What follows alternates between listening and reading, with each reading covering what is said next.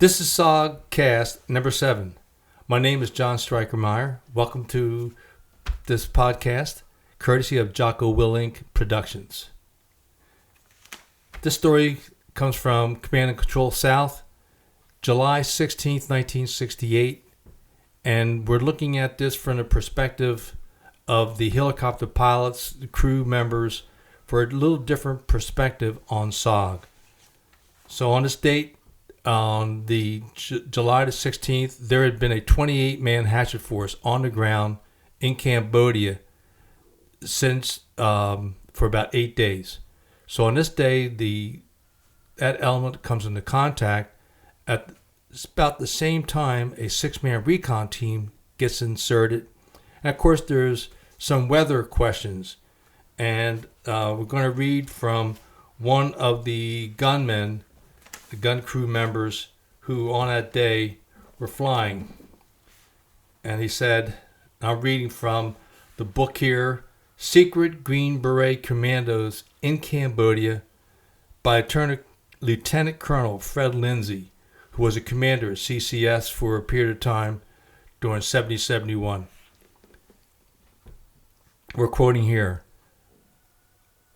Pat McMullen wrote, I remember we got the team in, that's the recon team, and the guns stayed on station if needed. Shortly after they went in, they made contact. That same time, the typhoon blew in. Our slicks were grounded at Quan Loy, so we were all those guys had. So here we came. There was no hesitation. Those were our guys down there, and they needed help. The guns were the only ones still in the air. The guys on the ground were taking wounded in action, and they needed to be evacuated. Since we were the only ones there, Lieutenant Sigmund said we would come get them. He said to fire up all of our ammo. We fired all of our door gun ammo and all the rockets, but both minis jammed. Those are the miniguns. Sigmund told us to use the door guns to fire it up. This worked well until both of the operating springs fell apart in a million pieces and jammed both of them. We couldn't even get them apart. The lieutenant then had us break it into 3 neat round pieces and throw it out the door until he felt we were light enough. We then went in and picked up 6 or 8 little people and headed, I think, to Quan Loy. Could have been Dua Tien. I know for sure that was the roughest ride I ever been in a helicopter pilot. We did everything except go upside down. Another crew chief, and that was Richard Ty Furbish. He recalled, we had the teams in trouble. It was really nasty weather. We went anyway. We left Da Tieng and couldn't get back. Captain Sigmund, First Lieutenant Neal, First Lieutenant Hyman, Chief Warrant Tegardine, and Chief Warrant Satterfield, and Captain Wildell, hope I didn't leave anybody out, were all awarded medals for their flying abilities. What I remember is that we were really in thick soup. I just sat back and trusted the pilots. What else could I do? As I remember, only 1 or 2 of them actually had an instrument ticket at the time. Oh yeah, and we came back through that weather with the teams on board.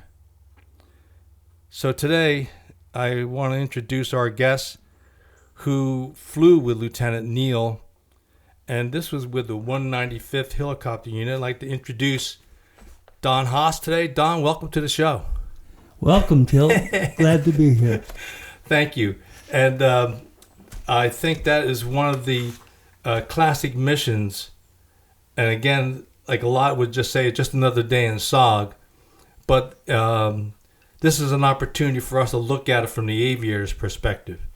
And we had the award citation where they went into the details about what that operation was. Not only did they get the recon team out, but then at the same time, the 6-man extraction, the 28-man reported heavy contact and numerous casualties. The air commander and other supporting aircraft were now completely weathered in. So this is just another day, and this is Cambodia. So talk to a little bit about your tour of duty, which began October of 1967. I joined the Army in July. In fact, my official date is July 3rd, 1966, and went to basic training up at Fort Lewis, Washington. And after basic training, went to Fort Eustis, Virginia, to go through 67N20, which is the MOS for the helicopter repairman on a Huey helicopter. A.K.A. crew chief. A.K.A. crew chief. The crew chief is the one of the door gunners, and he's the flight mechanic that flies with the aircraft. Thinking that if the mechanic's going to work on the aircraft, if he were to fly with it, he might do a little bit better job in what he was doing because it could direct his life directly. So in other words, if anything went wrong, they said, hey, fix it. Yeah. Or if it fell out of the sky, you'd be blamed. Not the pilots, but the crew chief. Exactly. And if we screwed up and we crashed in a ball of fire someplace, it was our fault. And, most 19-year-old kids don't want to do that. Indeed. Particularly today. But back then, 1968, you're on the job. Exactly. So you're with Lieutenant Neal that day. And then take us back to a little bit of the weather condition. I mean, he kind of glanced over the fact that a typhoon hit suddenly, or the team's in contact, and everybody, those gunships went out there. And whereabouts were you all on that day? Yeah, we were at Quan Loy, which was a launch site. CCS also had another launch site at Dao Tiang. Quan Loy was up closer to the border, and so it was used. Dao Tiang was about 15-20 clicks south of the border. So, right, and so at that time, there were 3 separate commands for SOG at that time. CCS was south, which was Bamituit, and then you had the launch sites where the recon teams or hatchet force would go out. Then you all would pick them up, get briefed for a mission before launching for the target. Then Kontum was CCC, up in 2 Corps, then I Corps was CCN, and they had several launch sites up there. So getting back to CCS, which, by the way, Fred Lindsay's book is the biggest, most thorough book on Command and Control South produced to date. Correct. And it's just really an outstanding. He goes from the beginning all the way through to even at the end, which is over 500 pages of work that he put into this effort. Yeah, Fred Lindsay's book is really designed to be a scholar's study of CCS and their operations and what they did. And he covers it. In order for the story to get into the book, there had to be a medal citation awarded. Right. And as you know, Till, in SOG, probably only 20 or 30% of the missions that were performed actually got citations because of the classified nature of our work. It was just not talked about. We tried to keep a very low profile. Indeed. And so because the SOG operations were top secret, any helicopter asset that came in, whether it was a gunship, slick, cranes, whatever it was, they all came in with the understanding you can't talk about this. Keep your mouth shut for at least 20 years. Right. In fact, what was your briefing like on that? When in the end of May, we May 68. Yeah, the end of May 68, we went back to work for SOG. We'd worked for them the month of April, and then we took some time off, primarily because of the May offensive in Saigon. We were down defending Saigon. Like the mini-tet, the second tet. Yeah, it's called the mini-tet. Officially, it's the May offensive, but unofficially, it's mini-tet. That's what we call it. By golly, that's our history. We're sticking to it. Yeah, really. But it wasn't like you're going down to just another day in the sunshine, go out to the beach. You're down there defending troops and positions against another invasion from the communists that were trying to take over Saigon. Yeah, there was a major offensive. They did get several units inside Saigon, and the 9th Infantry Division had to kick them out, basically. And then after that, the May of 68, probably the 20th, we were in part of a 100-ship combat assault. And basically, we took a division of troops and put a blocking force on the Cambodian border. And then the 9th Division pushed the troops out of Saigon, and we tried to hammer and anvil them on the Cambodian border when they returned. After that mission, then we went back. Colonel Drake requested our return. Colonel Drake was the OIC at that time. Yeah, Colonel Drake is the officer in charge. He was the officer in charge of Sigma. And Sigma and Omega were joined to form CCS. And right. Oh, that's right, because 68 we still had Bami Tuat, which was FOB 5, and then we had Honak Tau, which is FOB 6, which I was a little familiar with, and met Colonel Drake there in November of 68. Yeah, right after I came home. Yes, indeed. You left, and I had to pick up the pieces thereafter. No. Exactly. So anyway, when we went back to them, our commanding officer, the 195th, decided that we should have sterilized camouflage helicopters, like the 20th SOS did up at Bami Tuat. Which was the Air Force unit. Yes. And the Air Force Hueys were painted a camouflage 3-color scheme in the Air Force tradition. And so we got a bunch of AK-47s from the Sigma people, and we traded one AK-47 for a paint job with the Air Force. And we ended up getting all 31 of our helicopters painted. You know, we used to have similar trades up north where we either give an AK-47 captured from the enemy, sure, or a bloodied flag, and a communist flag, for 500 steaks. The same kind of trading like you all had. Did some of those flags have pig blood on them? Or chicken. Chicken. One or the other. Or somebody cut themselves fixing their web gear and they bleed on it. Yeah, exactly. But good enough for the Air Force, or 500 steaks, or in your case, a whole paint job. Yeah, so at that time we were completely sterile. We had no U.S. markings on the helicopters, and we took all of our dog tags off and all of our name tags off our uniform. In fact, most of us went to the tiger striped uniforms at that time with no markings, and we carried no identification of any kind, no paperwork, and we had to sign a non-disclosure statement that we wouldn't talk about what we were doing in wherever we went. Indeed. Did they have a time limit on that, or just don't talk? It didn't have a time limit. It was forever. Forever.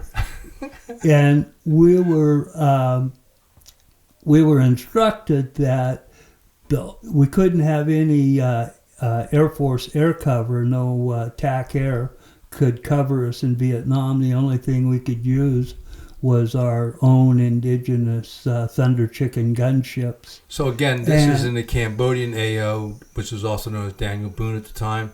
And what we're talking about here is if our units came into contact, whereas in Laos, we had A-1 Sky Raiders, Phantom jets that could be, it might take a while, but they would eventually get there to respond. And at CCS, none of that was available. It was strictly slicks with whatever guns helicopter gunships were attached. And that's what you're talking about here. Correct. The 195th. And then what was the Chicken Thunder for the guns? Yeah,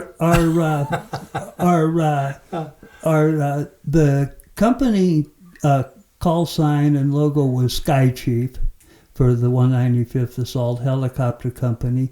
The first platoon, they were Snoopy and the Red Baron, and they had nose art of Snoopy on his doghouse and with a scarf. With a scarf and some Red Baron bullet holes in it, like in the cartoon. Yes. And then the second platoon was the Ghost Riders, and that was the platoon that I was in. And then the gun platoon was the Thunder Chickens. And the Thunder Chickens got their name kind of interesting. When we were at Fort Carson, we would drink Thunderbird wine. And you could buy Thunderbird wine for about 25 cents. Yeah, it was $1 a gallon or less, 79 cents a gallon. And it wasn't good. Was it true that you could use it for gasoline if you ran out of gas? I think so. It was so bad that we would mix 7-Up with it. And the mixture of Thunderbird wine and 7-Up was nicknamed Thunder Chicken. So when we got to Vietnam and it was time to, develop pick a company coming. Tradition. Okay. Yeah, so the kids in the Thunder Chicken platoon said, well, let's do Thunder Chicken. So they designed this rooster with rockets under its wings. Right. And they became the Thunder Chickens and actually had a very valorous career in the Vietnam War. They were instrumental in saving Long Binh and Saigon in the Tet Offensive in 1968. Wow! Along with running SOG missions. Yeah, and then of course their SOG missions. In fact, now were you there for any of that? Yeah. 68. So you're modestly just saying this all happened. Oh, and by the way, I was there. Yeah, I was there. I was. Okay, Mr. Modesty. Defending Long Binh. Yeah. In fact, when Tet happened, 4 days prior... So Tet, just for our first-time viewers, would be at the end of January of 68, February. They had a massive attack throughout the South Vietnam by the Communist forces, NVA, Viet Cong.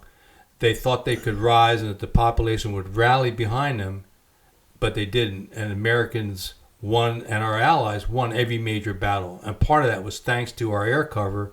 And at Long Binh, you're talking about an A camp that was there, or the city thereof, or both? Yeah, the Long Binh was a large logistical base camp just north, about 17 miles north of Saigon, and about 4 or 5 miles east of the Air Force Base of Bien Hoa.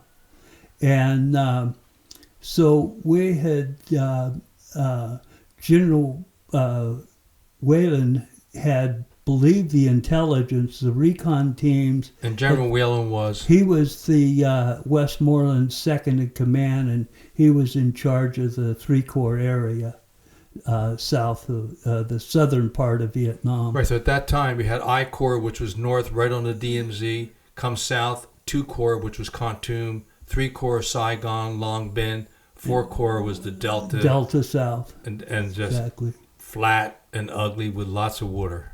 Right. And so we were put on red alert 4 days before. And I never heard that before. No kidding. Yeah. And, I had wrote a letter home to my parents saying, what does it mean when you've been in country for 4 months and the Army gives you your weapon out of the Connex container and 80 rounds of ammunition and all your web gear? And then Tet happened. They didn't hear from me for about 3 or 4 weeks.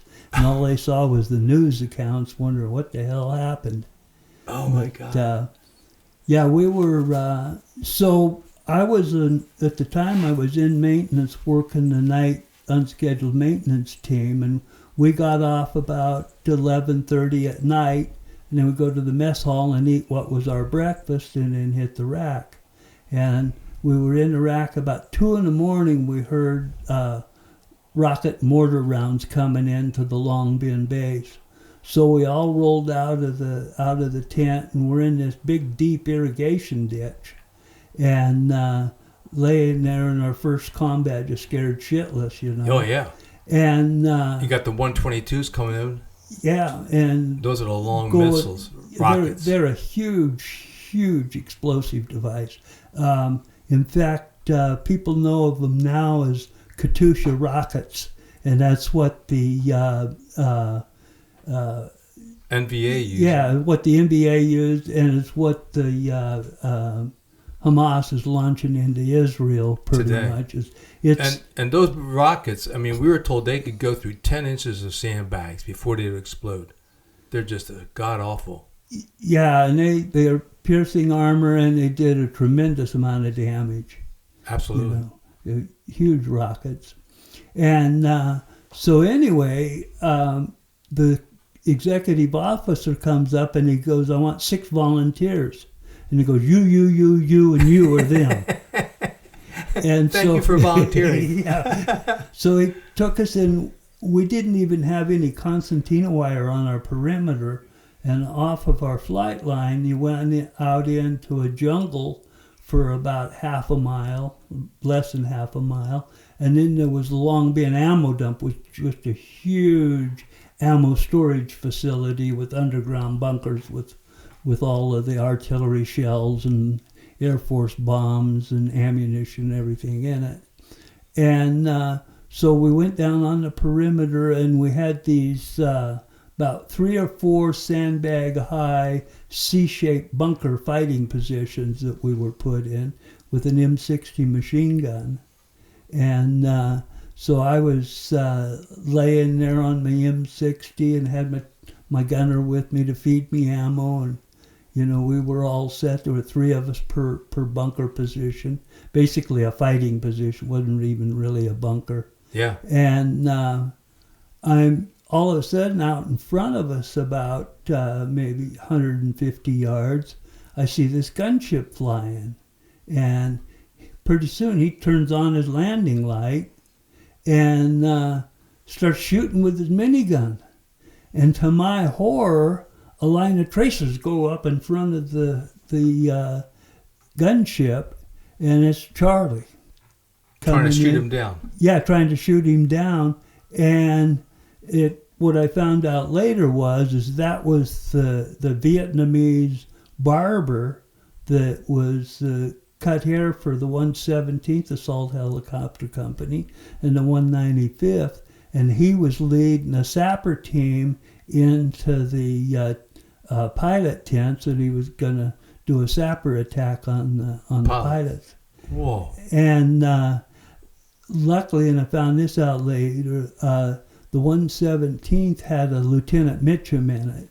And Lieutenant Mitchum was prior Special Forces, and then he went to flight school and became a helicopter pilot, and he was stationed at the 117th was right across the road from us, and they shared the flight line with us in mess hall.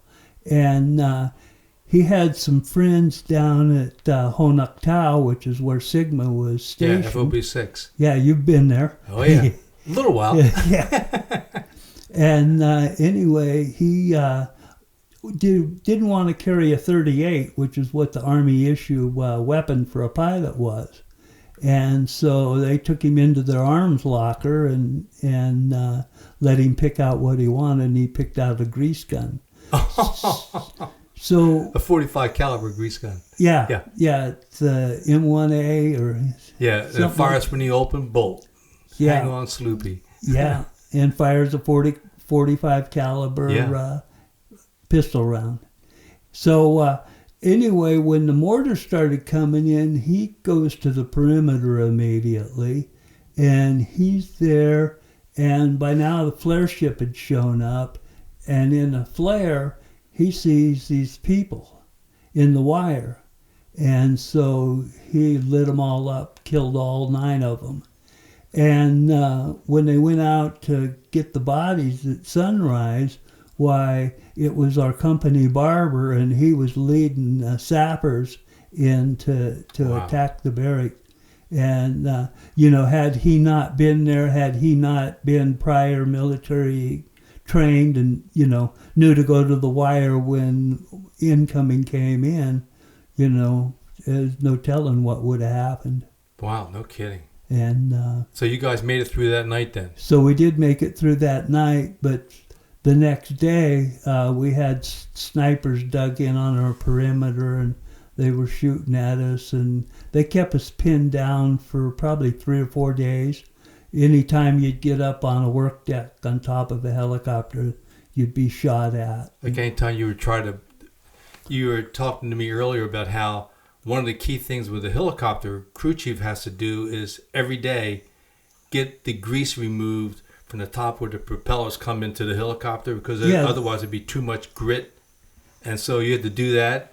And whenever you go up to do a routine maintenance like that, they'd be taking pot shots at you. They'd take pot shots at us and keep us on the ground. So in between, were they doing any slick activity, going out picking up troops, drop people off, or supporting gunships? Not much. The gun teams were in the activity because the Thunder Chickens, they were quite active through the whole time. I mean, they were flying 15, 16, 18-hour days. Wow.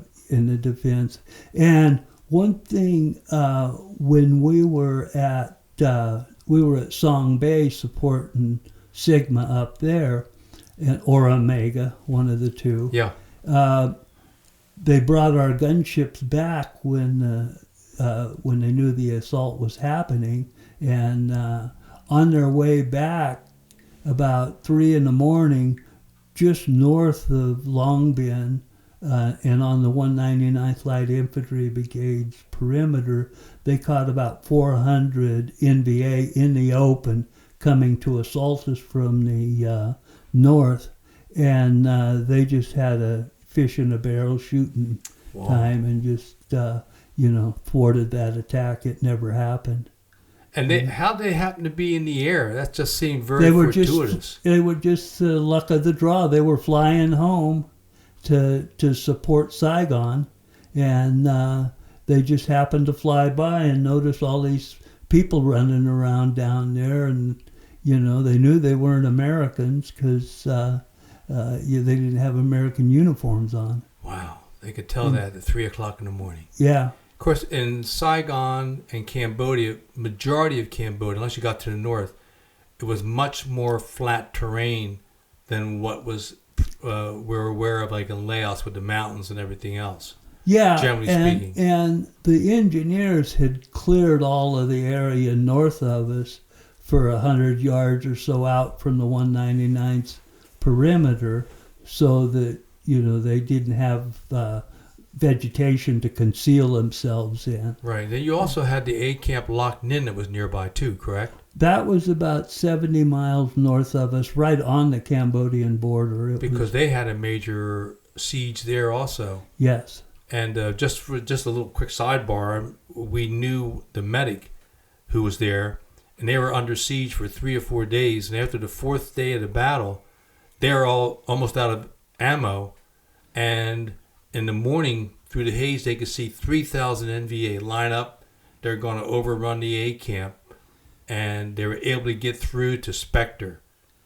Killed them. Just wiped out 3,000 Just thwarted them, or it would have been wiped out. Oh, yeah. And that was just, there was all over that happened. There was, right across Highway 1 from Long Bin, there was a little village. And it was called the Widows' Village or the Orphans' Village, and it's where the widows of the South Vietnamese army that were killed in battle lived. And the NBA and VC had come in, and they took over their village, and they dug bunkers inside their houses, and they were going to assault the Long Bin post across the highway from the west. The same time those guys to the north were going to assault it, same time that the sapper were going to be blowing up all of the pilots. Whoa. And the one of the commanders of the 11th Cav were there with their APCs, and he started, soon as he heard the mortars and rockets come in, he started going up the highway and going towards this village, and he had some of his guys dismount, and they were walking up the road, and he looked up the road, and there was a Y in the dirt road, and he noticed there was a gun emplacement there, and he could tell it was not a Ma Deuce 50 caliber machine gun, but that it was a Russian 51 caliber machine gun. And so he and his cab unit took it under fire, and those guys never got out of their bunkers in the house to assault us from the west. Wow. And I learned later at one of the reunions, one of our guys drove the hooch maids and people that worked on base for us home, and they were from that village. And usually when they'd drop them off, they'd say, well, we'll see you tomorrow. And they dropped them off the night before Tat, and they said goodbye. Because they knew the VC were going to attack. They knew they didn't dare say anything about it. And they figured we weren't going to survive the night. Wow. And but just through the luck of God and some vigilant GIs, their plans didn't come to fruition. Indeed.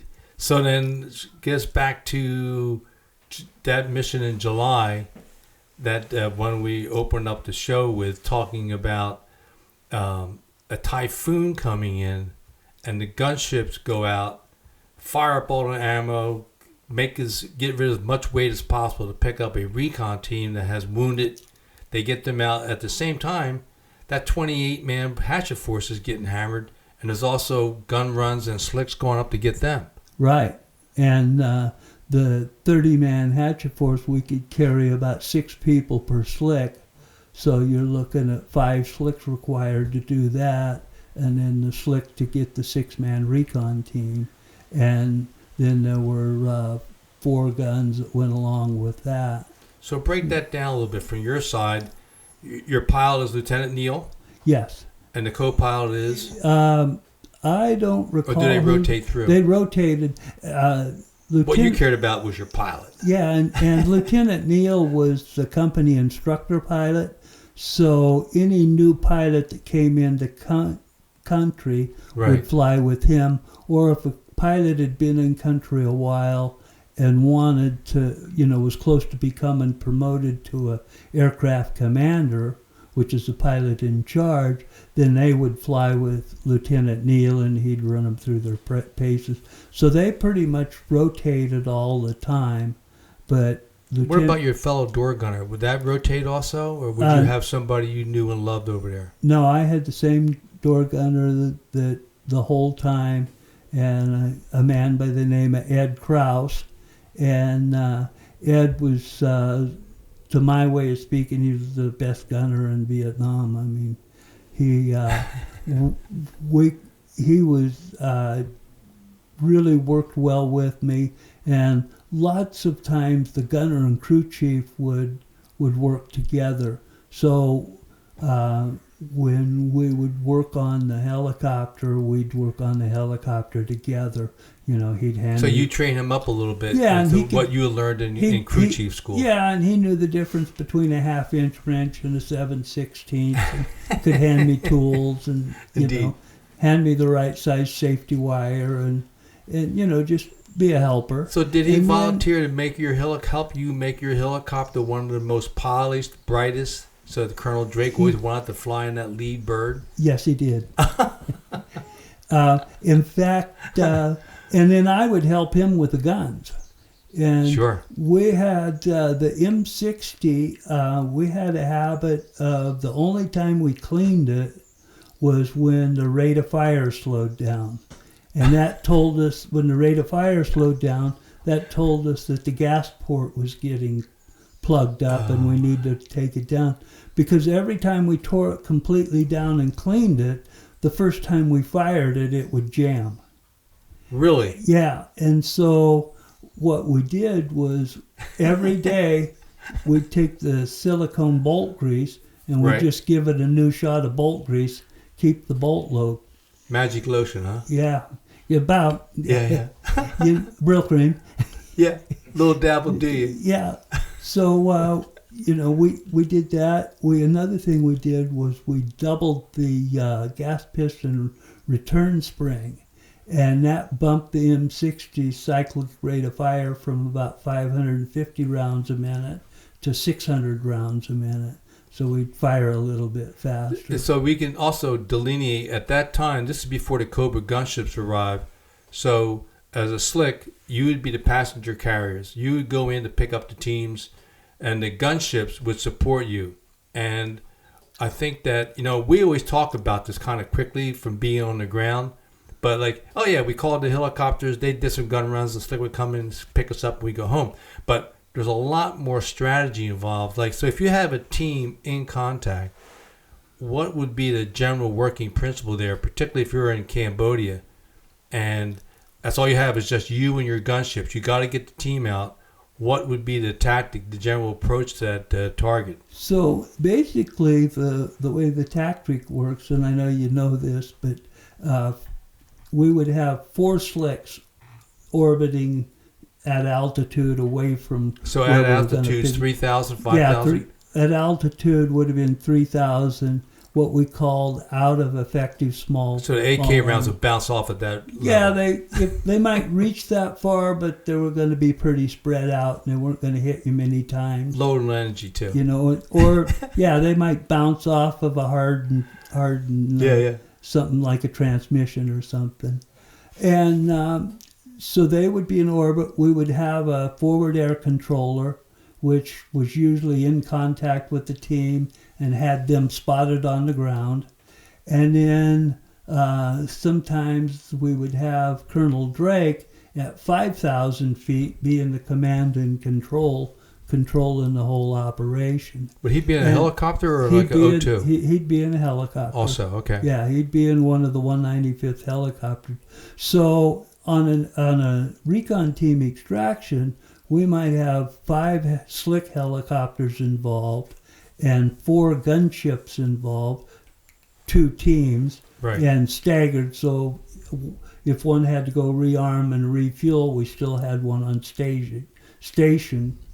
And then one ship would go down and pick the team up.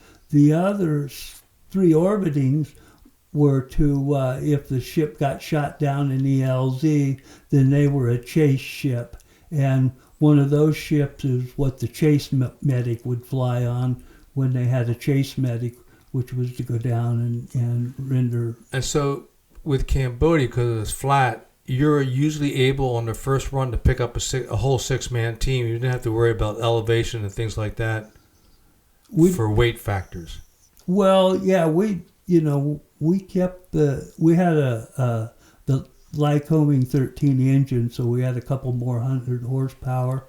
So what model used were they? Because I know the Air Force had that. When did the Air Force get the N models that were more powerful, allegedly? Well, actually, the deal on that is the yes. Air Force, their Hueys, we had Lycoming engines. The Army had Lycoming engines. The Air Force didn't want to use the Lycoming engine because their H-53s used General Electric engines. Oh, right. And the General Electric engines were a little bit stronger. And so they made, the Air Force Hueys had General Electric engines on them. And I think they had about 1,475 horsepower. We had 1,300 horsepower. So I knew the first time I rode in one of those. And that's Green why Hornet, that was a little bit, it seemed a little quicker. Yeah, and they had the B model chassis, the shorter chassis, but they could still pick up 6 men. Yeah. On the B model, they had 1,000 horsepower engine, and they could only pick up about 4 Americans. And then when they went to the gunship, they put the bigger engine on them and a wider rotor blade, and they could carry the gun load. That's a lot of technical stuff. Yeah, but it's also critical mass because that's your entire ground support. It's what makes it work. Yeah. And I think we were, because our commanding officer had worked with Special Forces in the early days at Fort Bragg in the early 60s, and then supported them in 65 on his first tour in Vietnam, and we had the stronger engines. I think we were pretty much developed to work for the Special Forces and SOG when we went to Vietnam. We had the stronger engine. One thing the stronger engine would do is we could hover at altitude. And Hover? Yeah, so you could, and the hovering at altitude capability gave you the ability to throw the McGuire rig ropes down Right. and do what we call the string extractions. Sure.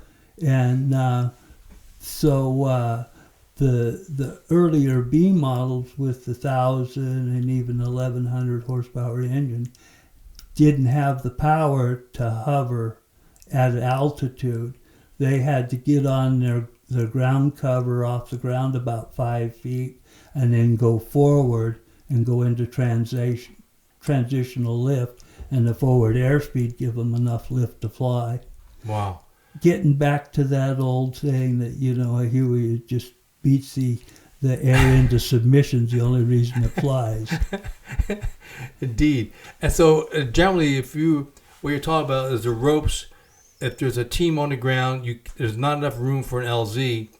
The helicopter come in and drop the ropes. And how long were the ropes? 150? They could be anywhere from 150, 150, depending on the train we were operating on. The Special Forces rigger that tied them in the helicopter would have the shorter the better. But if you're in 150-foot trees, you want to be able to get to the ground. That causes some problems. And then for lower insertions, we had a ladder. And most of the time when we first started, we used rope ladders, which were really difficult to climb. But Norm Doney, when he was in Project Delta, Right. developed a ladder that was cables, and it had aluminum rungs on it and was a lot more stable. And it worked a lot better because, it was almost impossible to climb a rope ladder. And there they'd climb up on the ladder, and then they would snap a D-link into a rung on the ladder, and then they would Yeah, or into the steel cable because it'd be more narrow. Yeah, exactly. Wow. And then with that, so we get back to the extraction concept. So teams in contact, they would get the gun runs, and then you all would hover.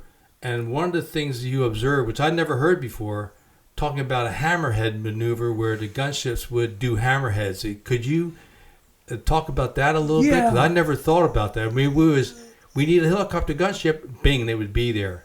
But not thinking about the tactics from your side. Yeah, there was a couple of tactics. One was a racetrack, and the idea was the gunship team, one on each side of the slicks, would fly in a circular oval like a racetrack. And the idea was that when one gunship finished a run and was pulling out, then the other gunship would be pulling in at the other end of the racetrack and put fire underneath them and protect their belly until they got turned out. And then when that next one went in, the second one would be back around to that spot. And so they were just simply going around an oval track covering each other. Then another formation was what was called a hammerhead.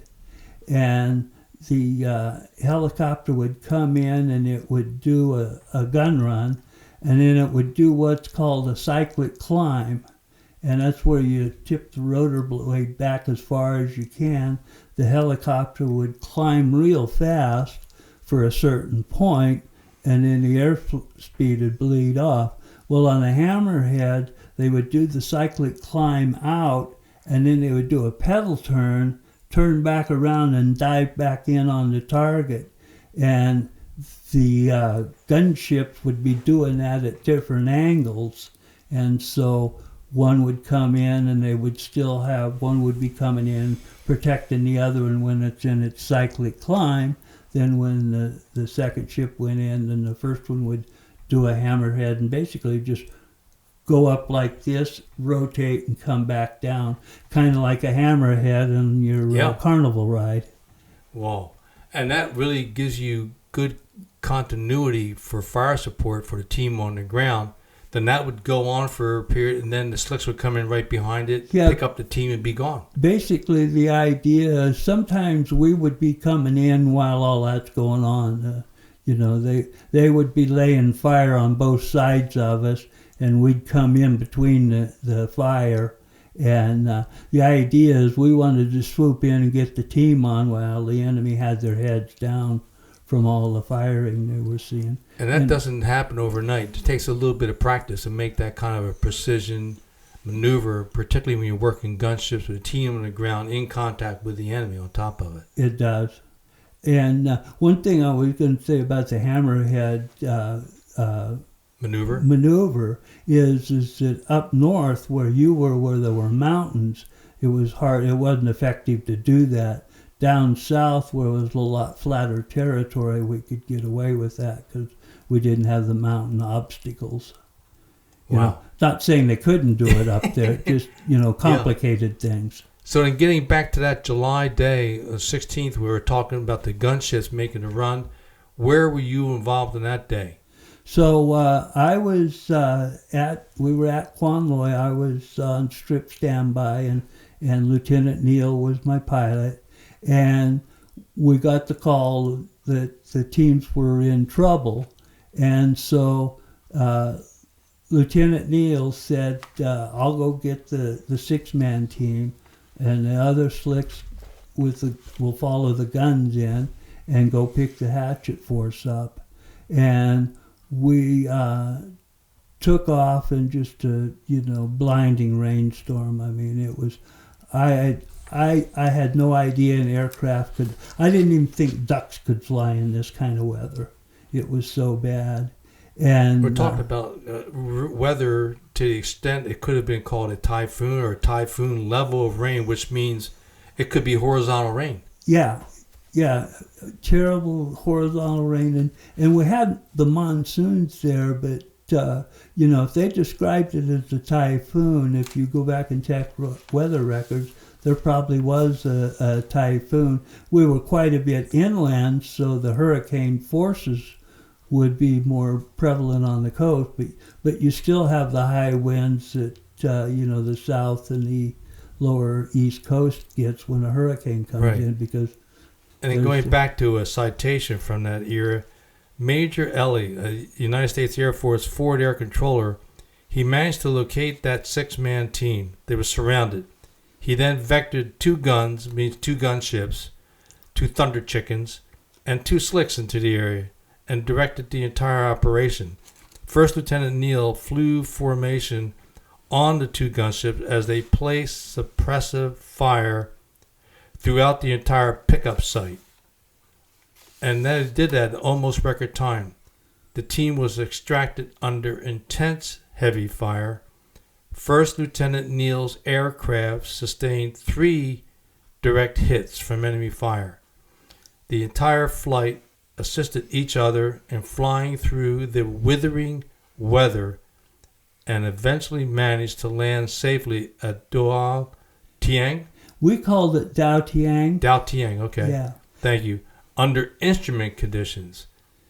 At the same time of the 6-man extraction, the 28-man reported heavy contact. Again, they suffered numerous casualties. The Air Mission Commander and all supporting aircraft were now completely weathered in at Quan Loy.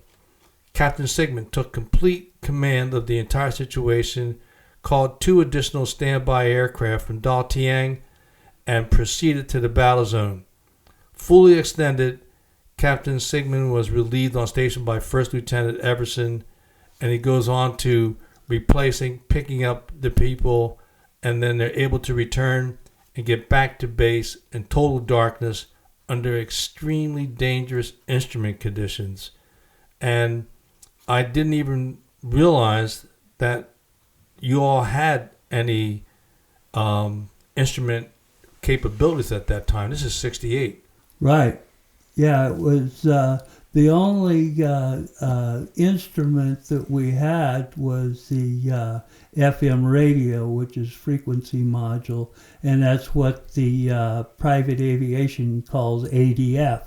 Right. And it's the directional finding. And so when Lieutenant Sigmund, I believe it was him, got to Dao Tiang, he turned on his FM radio, and the other slicks were able to home in on that radio signal and fly to it, and that's how they found Dao Tiang. The weather was so bad that you couldn't fly in it unless you were instrument rated, and Army aviators, weren't instrument rated at that time. At least the young helicopter pilots, And so you just kind of glanced over. You had 3 direct hits from what? They were from AK-47 or an RPD. I'm guessing because they were 30 caliber. And 2 of them hit the tail boom right behind me.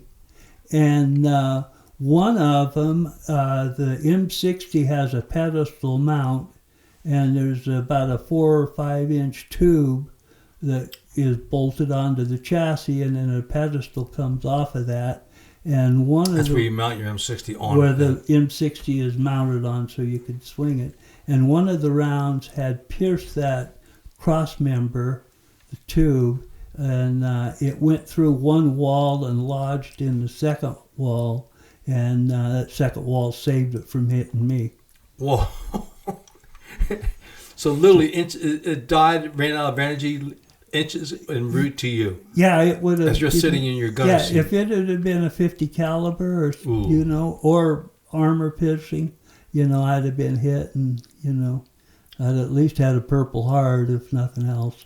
If not an extra, if not dead, an extra ass. Yeah, blown open by a 50 caliber.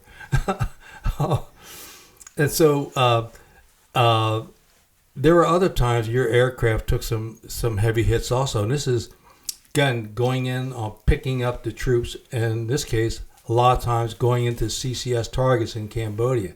Yes. In fact, we got shot down one time, and Lieutenant Neal was flying again. And we took 28 hits. And if we'd have taken 27 and the one hadn't hit the fuel control device, we probably would have flown out of it. But the 28th round hit the engine's fuel control device and put it out of commission. The engine lost fuel and quit. And so helicopters just can't get along without some fuel. They gotta have that horsepower to make them beat the air enough so it'll submit.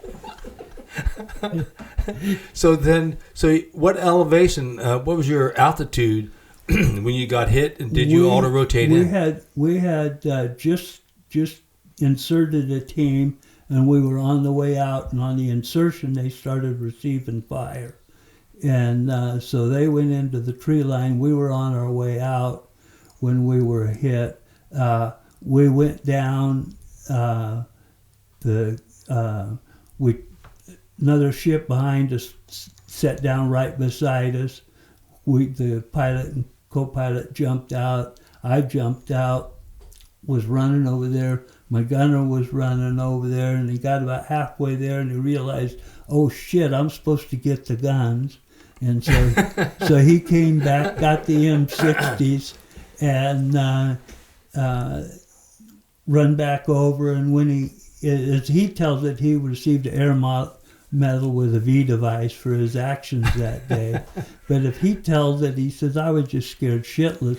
He said, I went and grabbed the guns because I was supposed to, and about 10 feet of ammunition came with me. And so, I'm running back to the pickup helicopter with this ammunition trailing along behind me, and they thought I was meritoriously setting up a perimeter. And I know that's exactly what he was doing. He just, was downplaying it after the fact. And it took 2 weeks for me to get the helicopter back flying again. And I would have done it in probably about 8 or 9 days, but the fuel control device had to be ordered from Army channels and had to come in from depot in the United States, and took it a while to get there. If we'd have had something to trade for, we might have been able to trade one for another unit. Traded some AKs or something. Or something. But, a lot of times when helicopters went down in Laos, they would come back in napalm.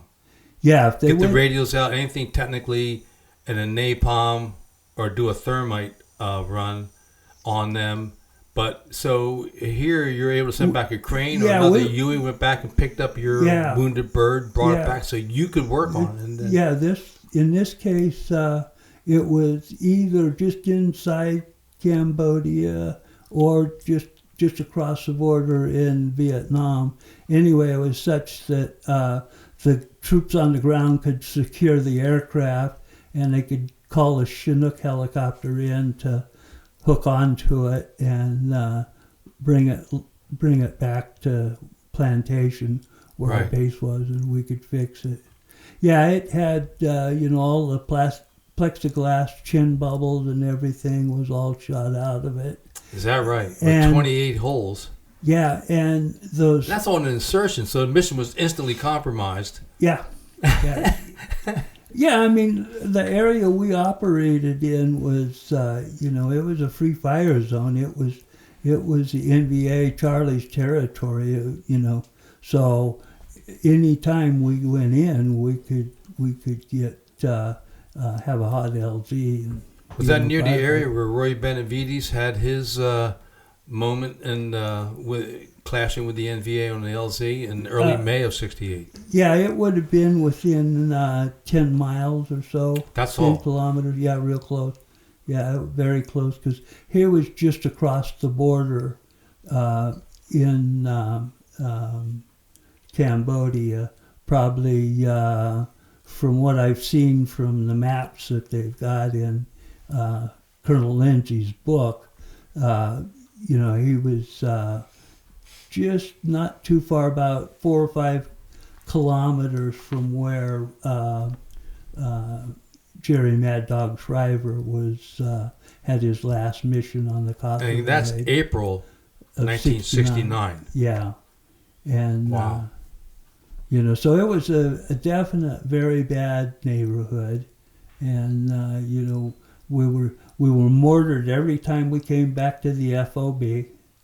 It was... Oh, is that right? Yeah, they had mortar teams, and as soon as the helicopters would land, they'd drop a few mortar rounds on us.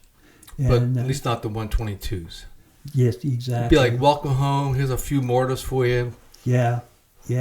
There's kind of a funny story in this book. And Dao Tiang, the launch site, on July 4th, 1968, we got word about 8:30 or 9 that the recon teams and patrols, noticed a lot of imminent activity.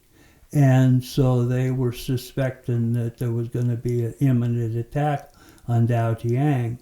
So they picked up the helicopters and said, let's take them back to Saigon. So we scrambled and flew back to Saigon and landed. Well, that night, Dao Tiang received 500, at least, incoming mortar rounds and some rocket rounds. And after the barrage was over in the talk, the NVA came up on the radio and said, "Happy 4th of July, Americans." Talk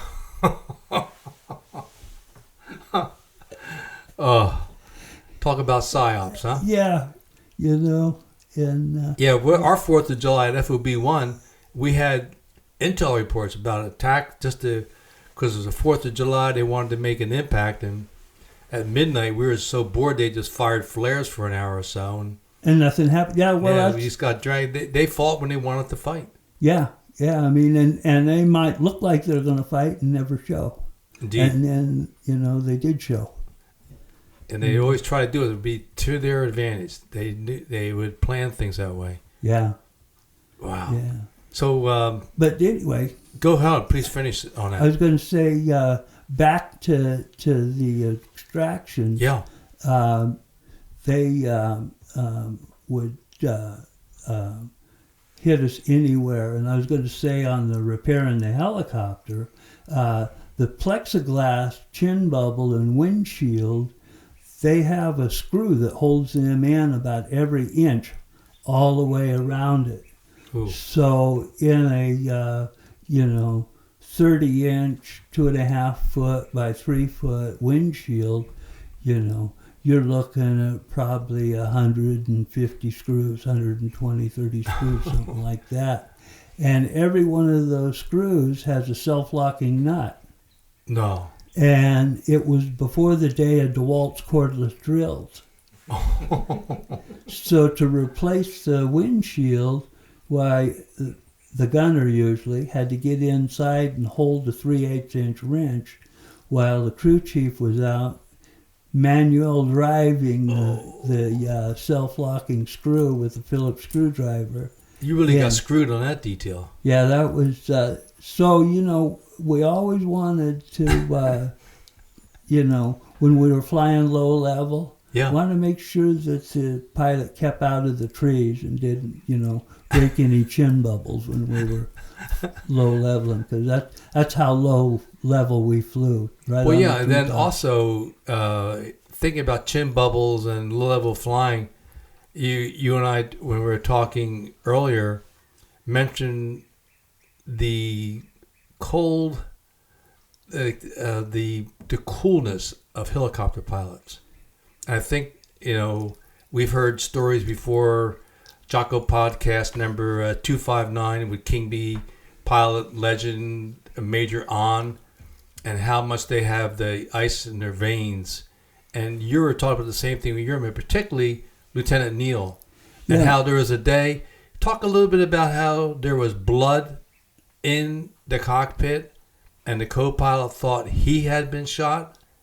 Yeah. That's just another moment in time that people never think about from inside the helicopter. Please. We were on a mission, and it was a hot LZ, and all of a sudden the co-pilot, who had just had a few hours in the co-pilot, he was relatively new. Maybe. And where did the pilot and co-pilot sit in the American helicopters? In the Army helicopters, the aircraft commander pilot would be in the left seat. The door gunner would be in the left seat, the gunner in the right, and the co-pilot / what we called the Peter pilot would be in the right seat. And the King Bees were just the opposite. Yeah. The pilot was in the right seat and the co-pilot's in the left. Yeah. That's why I get so confused. Yeah. Thank you. And it is confusing. Yes, indeed. I think there were some other units that I've heard of, that maybe the Marines that followed the King Bees custom of switching that around. But anyway, so the Peter pilot was flying, and all of a sudden he starts screaming, "I've been shot, I've been shot, I've been shot." And then we'd received a couple of rounds, and I looked up in the cockpit, and there were blood splatter all over the chin bubble and the windshield, and so Lieutenant Neal just calmly says, "That's okay, I got it. Meaning I got control of the aircraft. Which means, give me back the controls, take your hands off, I'm going to fly the aircraft. And so, this co-pilot... And you're hearing all this on the radio. Yeah, we're on the intercom. You look back, you can see the blood in the helicopter. It's all over the cockpit. You can see blood splattered everywhere. And so, and I'm saying, well, we're going to the medevac, 93rd medevac at Long Bin. And so we fly down there, and we get out, and we sit down. Gene shuts the helicopter down, and he goes, I was kind of hit in the foot. I better go in and get some treatment myself. And come to find out, the pilot wasn't hit. He just got... The co-pilot wasn't hit. The co-pilot wasn't hit. He just got splattered with blood and thought he was hit. And it was actually Gene's foot that got hit. And Gene not only did he get hit, he flew the helicopter back with a bullet wound on his foot, and operated the control pedal, landed, and didn't get excited. Oh, by the way, I've been shot in the foot, but I'll just fly treatment. for a while. Co-pilot, if you could just calm down a little bit. Yeah. Yeah. Oh my God. Just the way he was.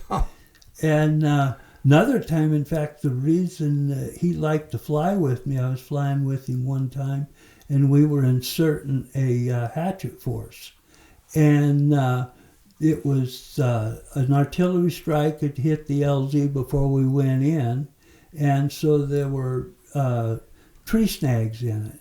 And our place to land, there's a tree snag right underneath the rotor blade. And the co-pilot was flying, and he said, we're losing rotor RPM, which means that we're losing power, and the rotor was slowing down from 330 RPM. And the slower the rotor speed, the less power lift you have. Yeah. So Gene says, that's okay, I got it. And he said, Haase, unload the aircraft. And we had a first lieutenant special forces advisor in the right door, and these Cambodians. And so I go up and I tell the Cambodians to get off, and they either didn't understand plain English or didn't know what I was saying. And we were about 12, 14 feet off the ground, so it was a pretty good jump. That's a real jump. And but I'm knowing full well if we hit that snag that we're all dying right there in a ball of fire. Yeah. So I grab a hold of one and pitch him, and next one I kind of shove, and the other two they got the idea and jumped. And I looked over, and all the Cambodians are gone, and that second lieutenant sitting in the door. And I looked at him, and I unplugged my mic cord. And as soon as he saw me unplug the mic cord, he went out. And so at 14 feet. Yeah. Oh. It might have been 10 feet, but it was definitely you'd want to have been closer. Could I just ask you a question? How often did you jump out of your helicopter at 10 to 14 feet? I never did. Yeah. I never did, and I never recommended it. Indeed, you would. But on this occasion, in order to survive, there was a command that says, Lieutenant Neal said. And I felt bad about it because I knew, poor guy break an ankle down there and the whole mission's compromised. Cause now he's got to be medevac. But if we were all dead, that would have compromised. It gets a little messy. Too. It might have cracked it. Might have cracked the plexiglass. You would have had to take it off. And and like I said, messed up your polish. When Hueys crash, they burn. All that jet fuel and those exotic titanium, magnesium alloy metals and everything. Right. When they get hot, they burn too. Ooh. And it's not a. Didn't you have those gas tanks that plug themselves if a bullet went through it? Or well, that was the bottom 2/3 of it had a double membrane, but if it was the top third, they were only single membrane, cut down on weight.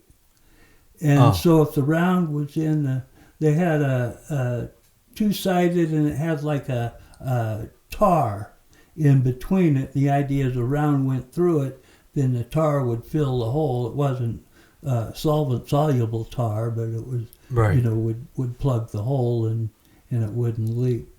But if the tanks were full and a round hit above that, it was going to spray fuel everywhere and probably catch on fire.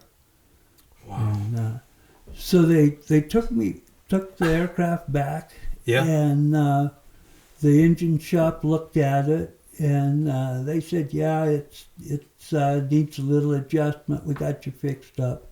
So they wrote the red X off of the red X was an entry in the logbook to mean the aircraft was unflyable and needed a maintenance attention. And so they took it up. I took it up, and like I said, I'd spent 5 months in maintenance. So I knew the tech pilot real well. Yeah. And so we went up there, and he'd go 200 feet, do a hover check, engine would bleed off, I'd land, I'd red exit again. No kidding. Yeah, because it wasn't supposed to do Sure. that. And they'd say, well, it's, they'd do something else to it. It's fixed now. And so we'd go up, it'd bleed RPM, I'd red X again. And I full well know that when you're hovering around in the jungle throwing a rope ladder out or a McGuire rig out to lift somebody out, you can't be losing RPM and not hovering at altitude.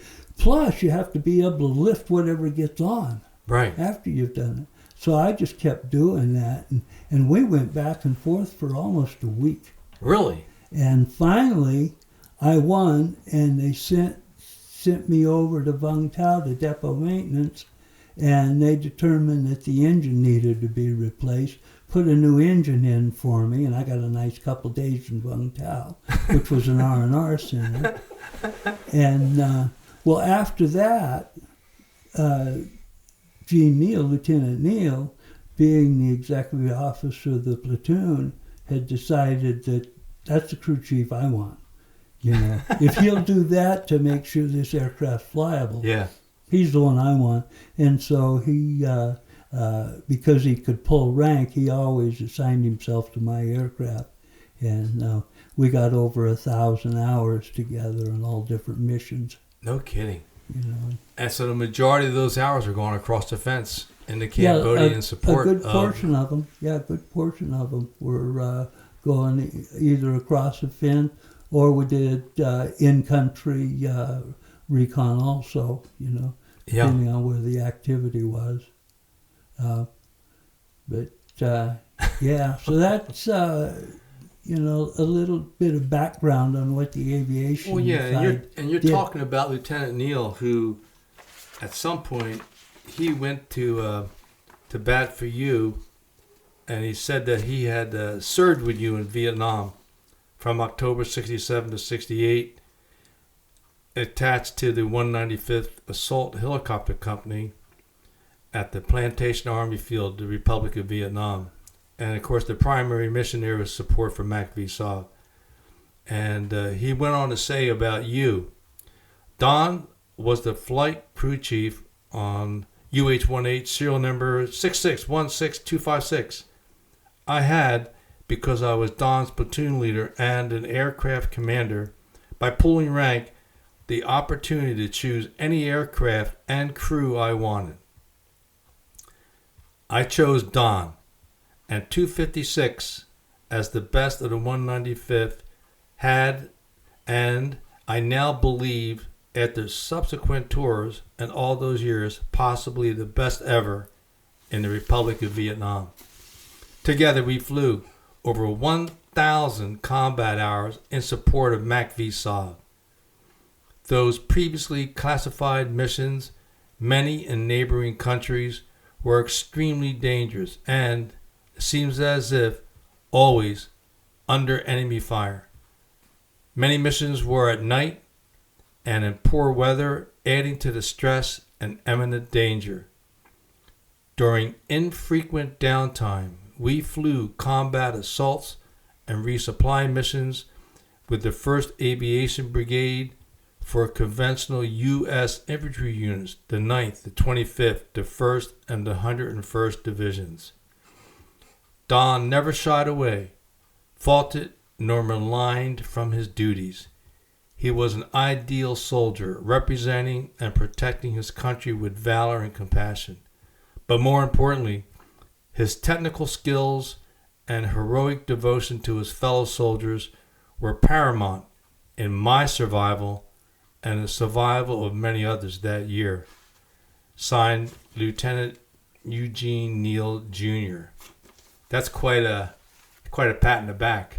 Yeah, and that story exemplifies why he feels that way about me. I think, and I might add that most pilots that flew in Vietnam that had one crew chief they flew with all the time felt that way about him. Is that right? Yeah, they were the best. I mean, they were really top-notch people. But, I did have a German stubbornness about me. And spending 5 months in the maintenance company and knowing all the players, I was able to assert myself. And, a younger, less experienced crew chief might not have won that battle. And there may have been a mission where they had to get a SOG team out of the jungle on ropes, and they all died. Or, Indeed, we've had experiences like that. Yeah, the aircraft came down. Sure. And had to be extracted by someone else. So. And from the perspective of the guys on the ground, those are things they never think about. They just think, get the helicopter in here now. Yeah, and thank God you came. Hey, and thank God you're here now, because we're getting low on bullets. And then when you came in, did you get special briefing, or was that automatically because you had done so many SOG missions, you understood that when a SOG team came out of the jungle, there would be Americans and little people?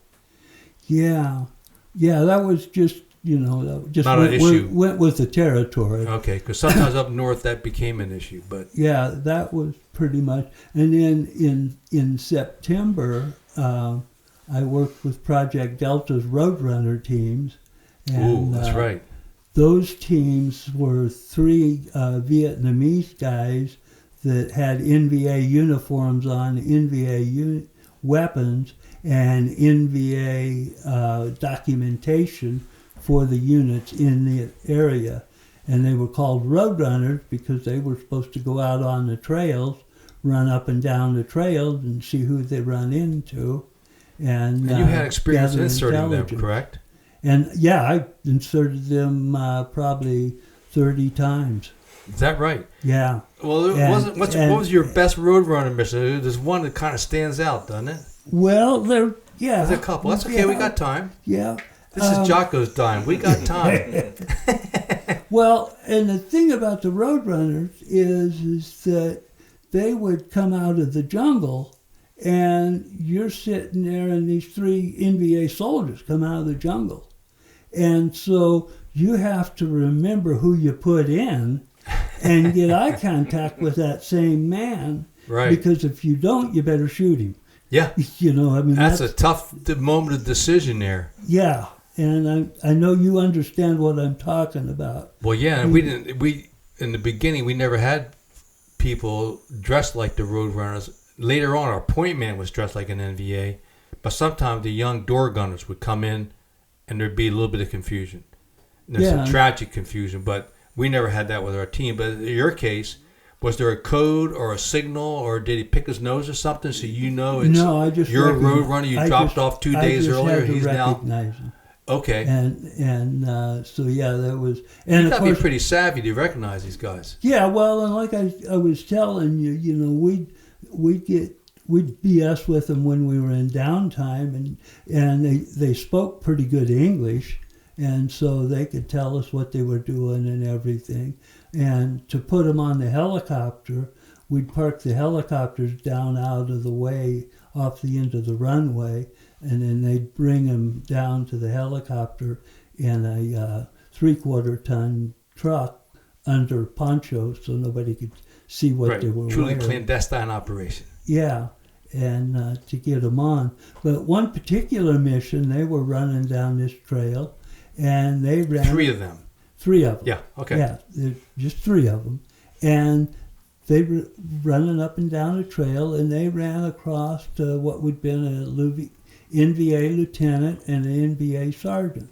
Would be a platoon leader and a platoon sergeant.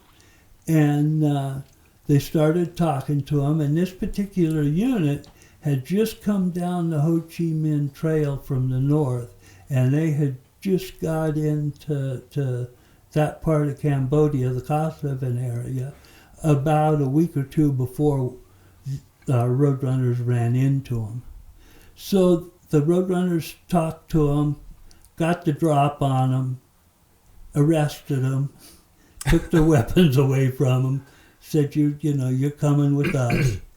And so they called for an extraction, so we got the ship going out to extract them we got the other 3 helicopters, the chase aircraft at altitude, and we get hear on the radio, it says, uh-oh, we got a couple more prisoners, you better send another aircraft. And so we sent another aircraft. Well, when it was all done, the NVA young soldiers saw that their platoon sergeant and platoon leader had been captured by these guys, and so they give up. They weren't going to stay down in the jungle 1,000 miles from home by themselves. And so they did the Chuhoi. So they did the Chuhoi and come out and surrender. No and I kidding. think we ended up with somewhere 8, 10, 12 prisoners out of that. Those 3 guys captured. Wow. And they just had, I don't know how those guys did it. I mean, they were Vietnamese. But were they North Vietnamese? Had Chuhoi themselves? Or were they were... They knew how to talk the language, because there's a language variation between South and North Vietnam. Yeah, and I don't know, they were picked by the Project Delta and vetted and trained by them. And I don't really know the details. But yeah, they were probably originally from the North and had at some time come south and then decided to fight for the South Vietnamese and were evidently pretty damn good, and they ended up with Delta. And, wow. All right. Well, we're at that point in time here. Was there any other missions, like one where you go in and like get more than 28 bullets during the pickup of a recon team, or a moment in time during your 13 months in country with you and Lieutenant Neil raising hell over there? Well, there was one particular time. Yeah, please. We went on a prisoner extraction.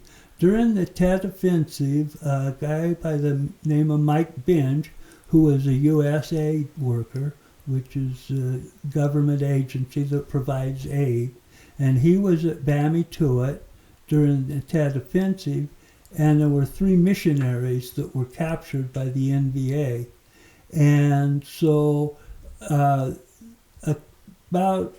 it was probably end of May, middle of June, someplace of 1968, one of our recon teams in Cambodia had spotted them where they were being held.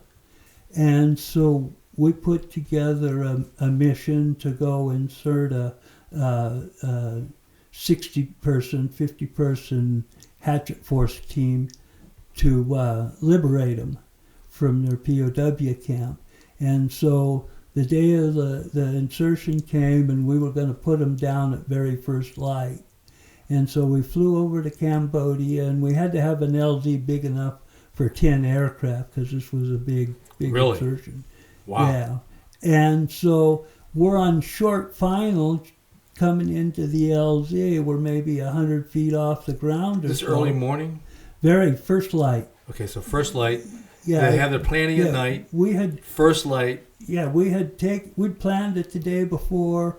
We'd taken off before light, before sunrise, to fly out there, and the idea was sure catch them at first light. So we come in, we're on short final, and we look down, and in the trees on the tree line, there's a whole bunch of shelter tents, like shelter halves, like pup tents.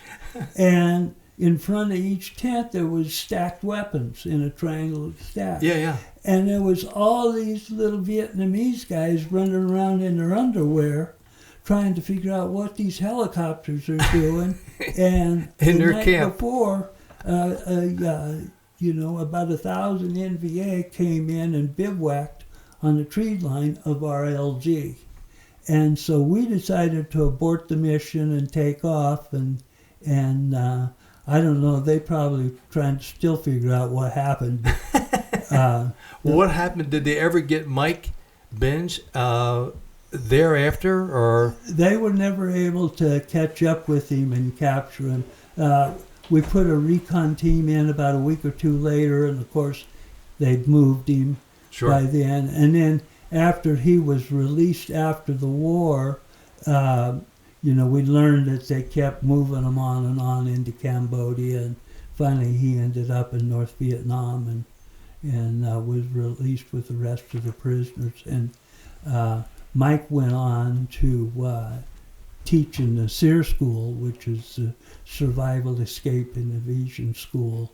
Indeed. The pilots and of legend operators go. Yeah, absolutely. He actually developed the program for them, and is an American hero, serving as a U.S. aid worker. Yes, indeed. Well, any other last thoughts there from your tour of duty? From after that, then you do what when you get out of the Army? You get out and then go into civilian life, and just do a quick little thumbnail on that. Your follow-up, because you came out of high school and said, I'm going to Vietnam, or you wanted to become a crew chief. I had, in the fall of 1965, I had saw this Life magazine article about Yankee Papa 13, and it was a U.S. Helicopter crew chief, and it was a story about his job and duties, and a pilot that he'd watched get killed in an LZ and how that affected him and everything. And I thought to myself... And that was with the H-34. Yeah, with the same aircraft the King Bees flew with. Yes, sir. And I was mechanically inclined, like to build cars and fix cars. And so I thought, well, working on helicopters would be cool. In aviation, that sounds like a pretty good deal. And I really like that idea about you go to war, you drop the troops off, and then you go home. Yeah. And then, We always admired that side of your MOS. Yeah, The part about having nothing to hide behind but an M60 was a little different side of it. I didn't realize that, the whole time you're taking them in, you're shooting duck. Well, did you ever hear, there was always a rumor or a legend saying the expected life expectancy of a Huey door gunner was how many minutes?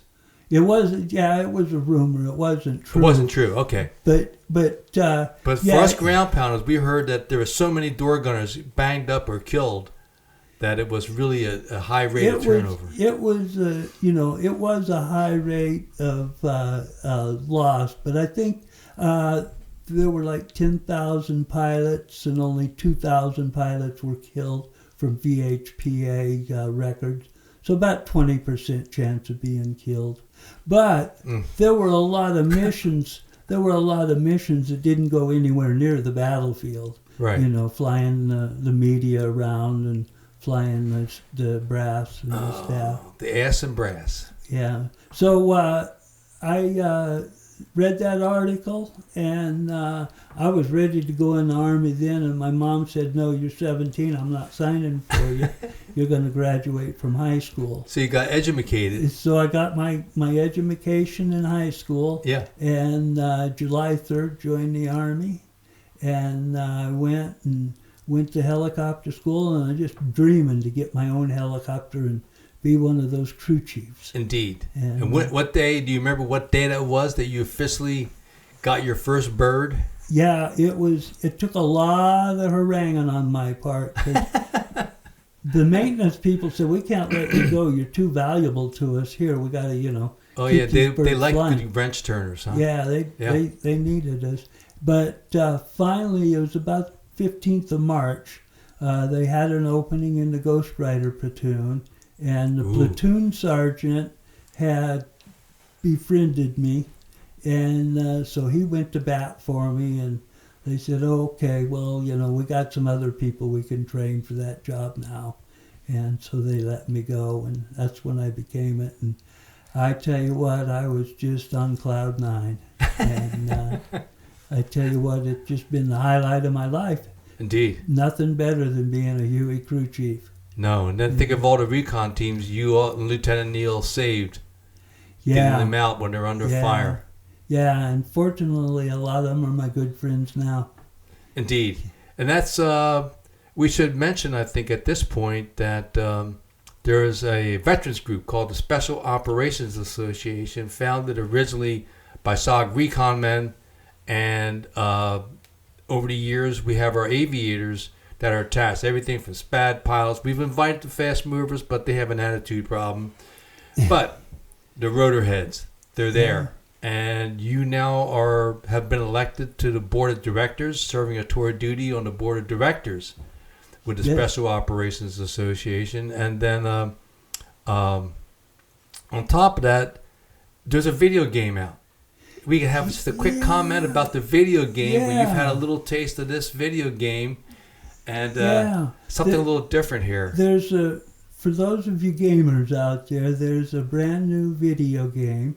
It's a CDLC for Arma 3, which is a military simulation game, and it's called SOG Prairie Fire.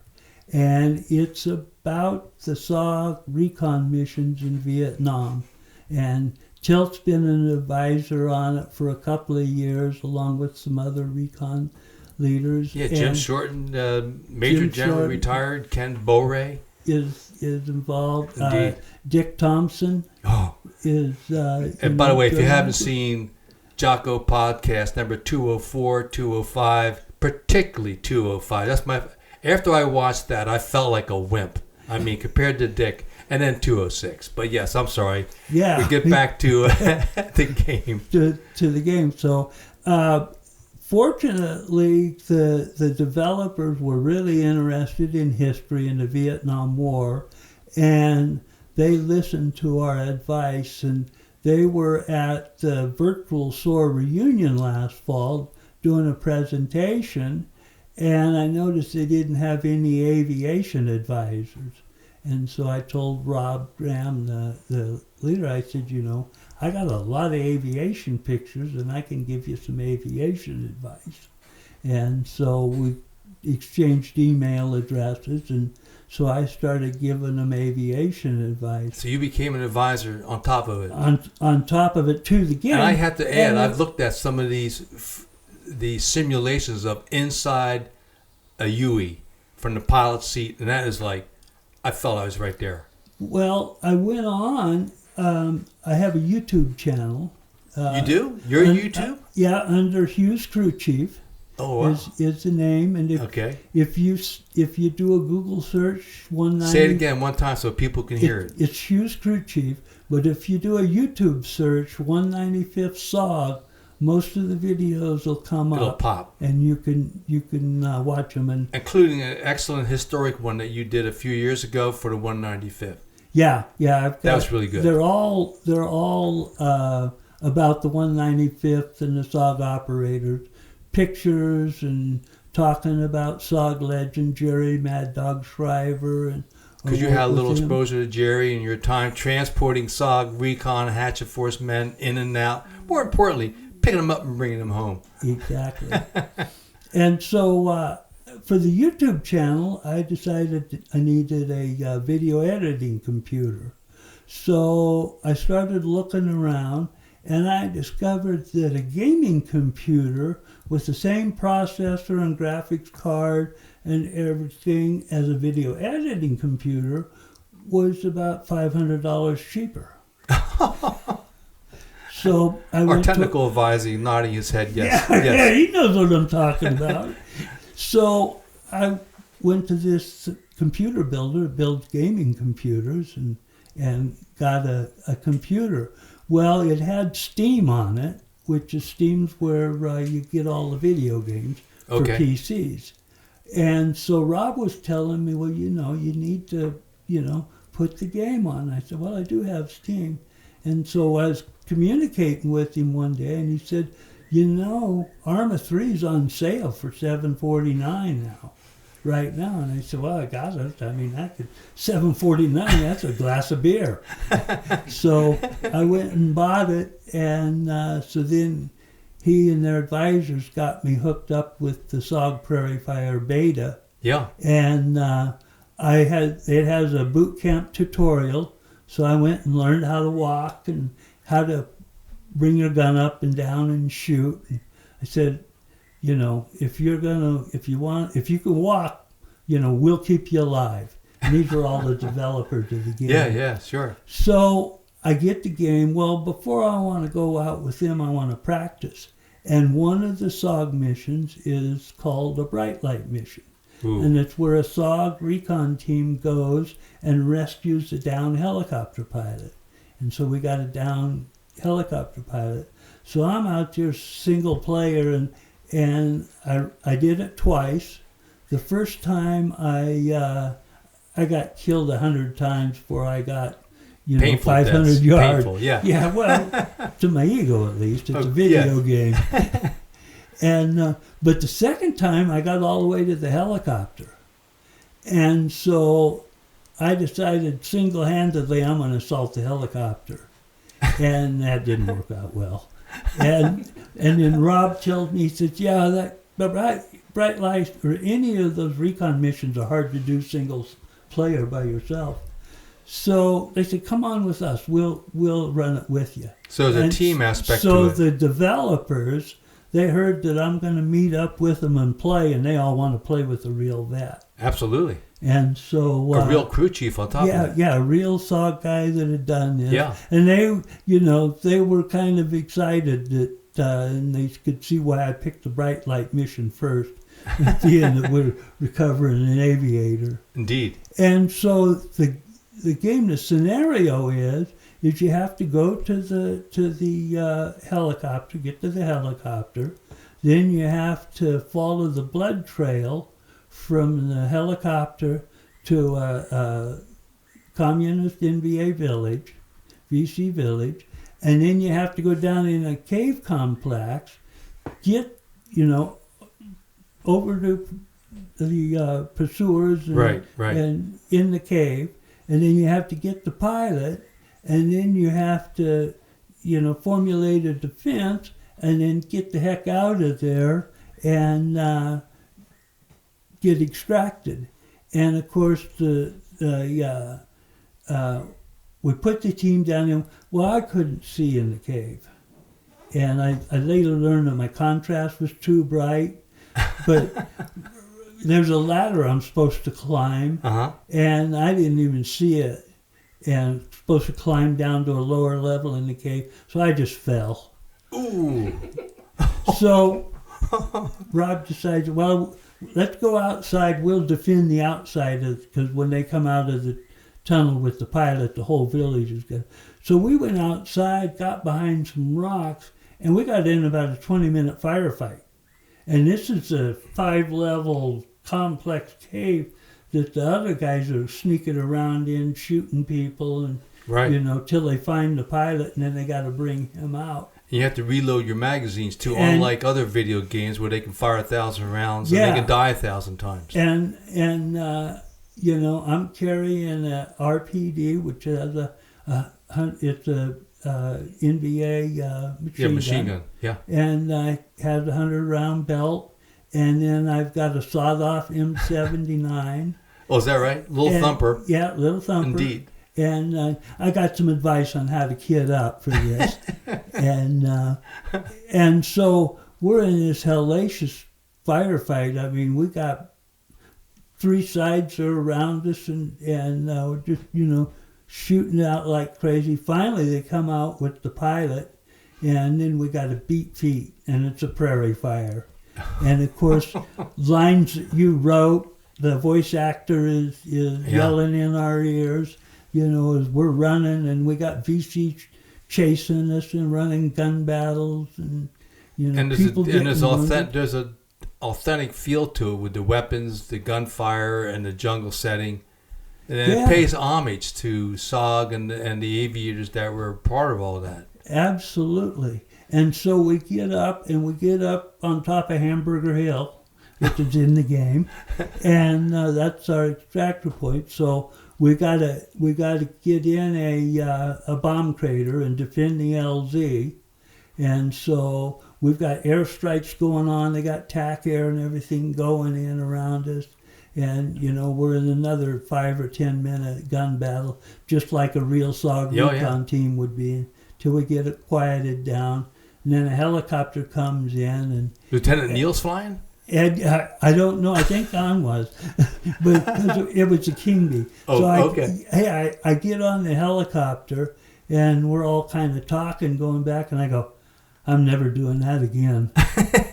And of course, several of the developers had read some of the SOG books and yearbooks, and the team guys would say, you know, they come out and they go, I'm never doing that again. And then they get back, have a couple of beers, get bored, and they're out there again. Indeed. You know? The beat goes on. But it definitely, historically, is very accurate. The artistry and everything, and the helicopters and everything is just top notch. And, you know, I think it's well done.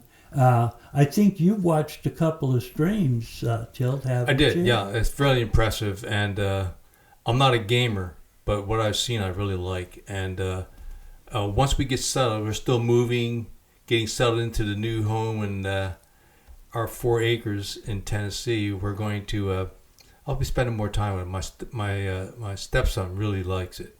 And a few other people I've talked to that have looked at it, including our techie, Tom the Tech, our mystery man. He liked it also.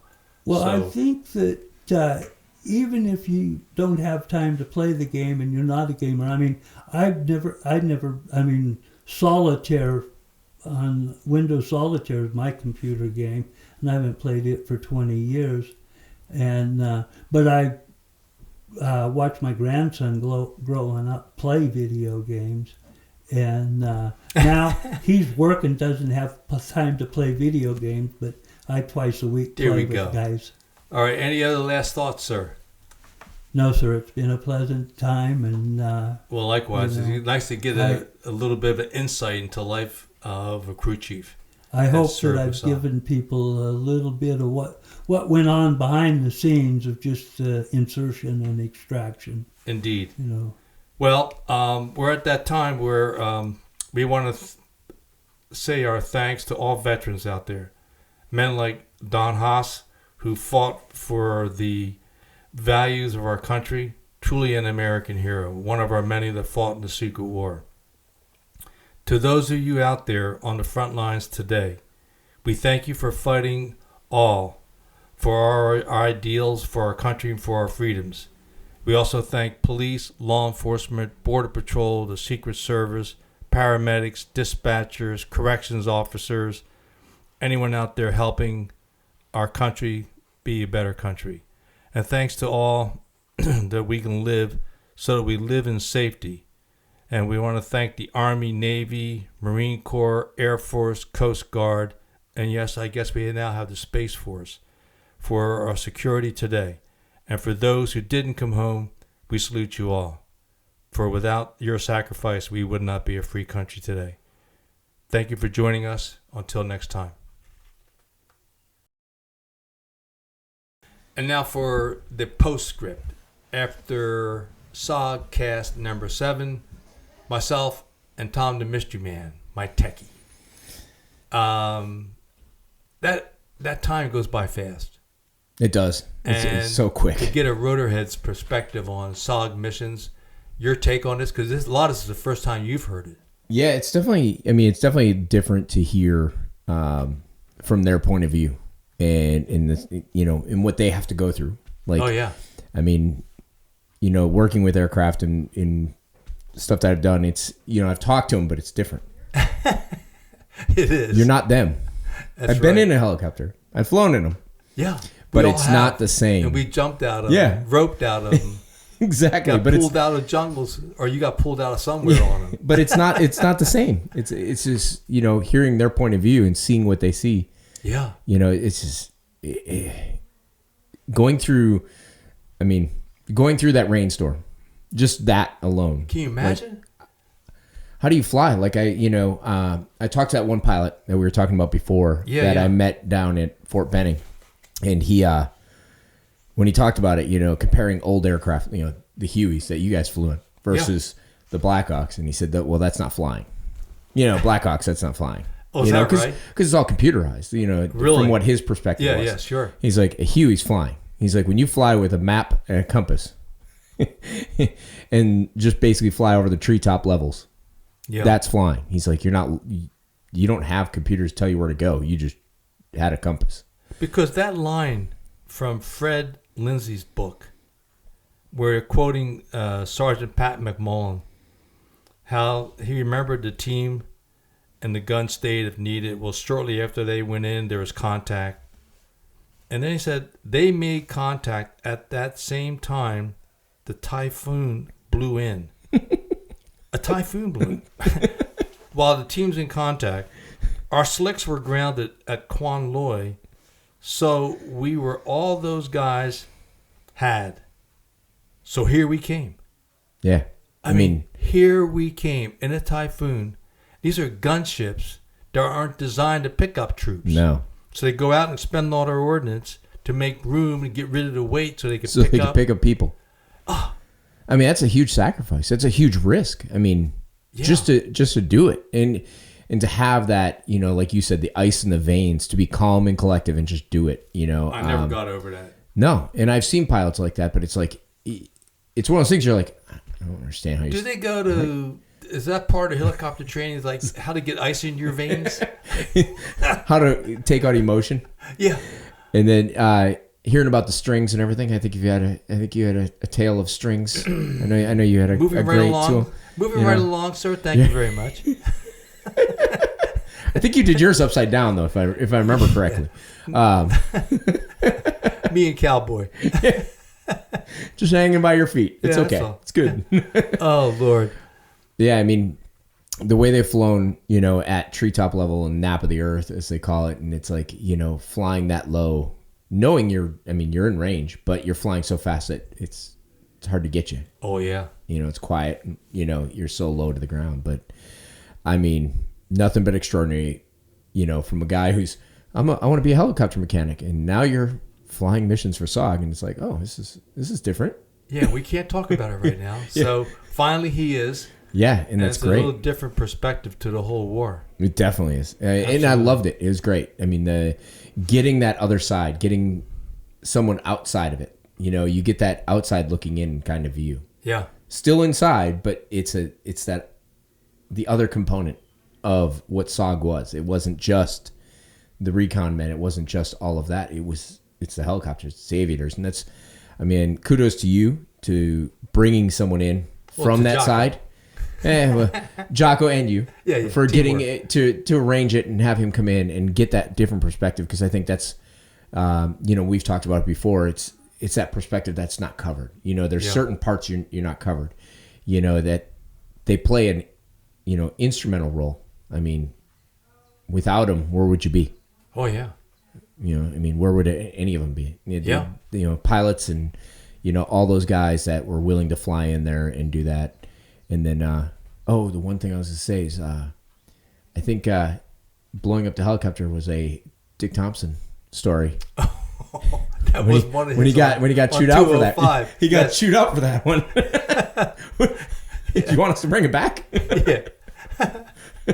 No, we just napalmed it. Yeah. Yeah. We got the technical stuff out first, then we blew it up. And then you just blew it up with C4. Yeah. Now, I do remember that there happened to be, I think, at least one or two NVA soldiers inside the helicopter that he put the charge in. Indeed. So, so that reminded me when I was talking about that. And then that's right. The other thing was, so on the video game. Oh, yeah. I played it for the first time this morning. Really? I can't say it went well. You got killed. I did an eldest son. Oh. I figured I was going to start off. I was like, well, this is easy. I'll do this one. It's easy, right? I go in, I drop some stuff, and I leave. Yeah, not so much. I did it by myself. I didn't have a team. So I'm used to what other guys play. I haven't played video games since I was a kid, so I'm no expert on video games by any means. Don't let me fool you. Because I think I shot my rifle more times accidentally while I'm trying to sneak around. Oh no! It didn't work. I was using a keyboard and a mouse pad, but I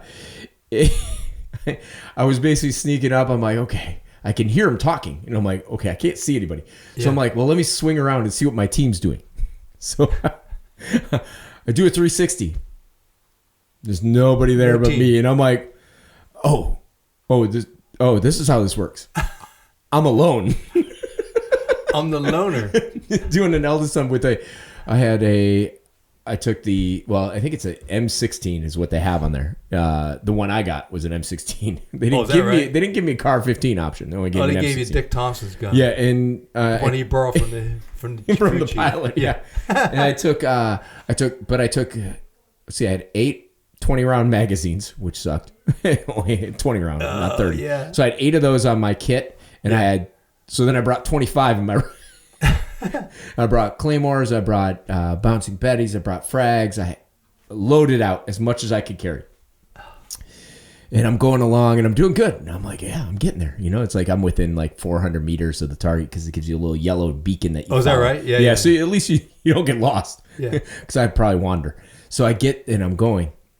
And all of a sudden I can hear them. And I'm like, all of a sudden I hear gunshots. I'm like, oh, okay. So where are they? So I'm looking to my right. I swing back to my left, and the guy comes around the tree and shoots me. I'm like, oh, thank you.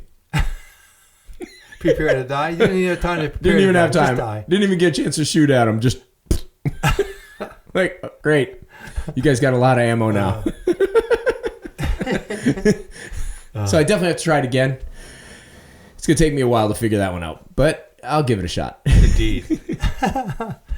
Well, any other last minute thoughts here? No, it's incredible tales, and again, thank you for having me here to listen to this. I feel like one of those guys that's proud to sit here and listen to stuff and listen to our history. Yeah, I'm just completely amazed at it every time I sit here and every time I do this. Indeed. And so, meanwhile, we have to pitch one more time. Oh yeah, Fred Lindsay's book, The Secret Green Beret Commandos in Cambodia. It's available on Amazon, etc.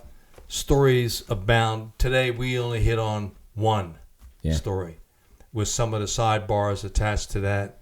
But he goes through the entire history of CCS from the early days, and then at the end when CCS was decommissioned, shut down, the recon men then went north to CCN, at Da Nang, CCC Khartoum, and he documents that, as well as some of the awards and decorations. And as we first started talking, like Don said, the book is based off of citations. So any action happened was citation related, which means there's a lot that weren't. Yeah. And Colonel Lindsay, to his credit, put years into this book. And so it has everything from different sides of the story, including this one. That's why we picked it. And we thank Colonel Lindsay, who's today in Indiana and still working hard and cheering us on as we move forward. And so with that, we'll close out today. And again, we thank all of our service members for our freedoms, from the Army, Air Force, Navy, Marine Corps, Coast Guard, and yes, today's Space Force. They're all out there looking out for our country. And even though some of our leadership might not remember what Memorial Day is about, we do. We pay homage to those troops. We salute them all. And to all the frontline personnel and other law enforcement agencies, particularly the Border Patrol, Homeland Security, that's under a great deal of stress today. And we just continue to carry them in our prayers and pray for our country. So we thank you for that. And we thank you for Jocko for the opportunity to bring SOGCast number 7 to you today. And until next time, we'll be lining up some more, which will include a Medal of Honor recipient. Until next time, thank you for joining us today. Out.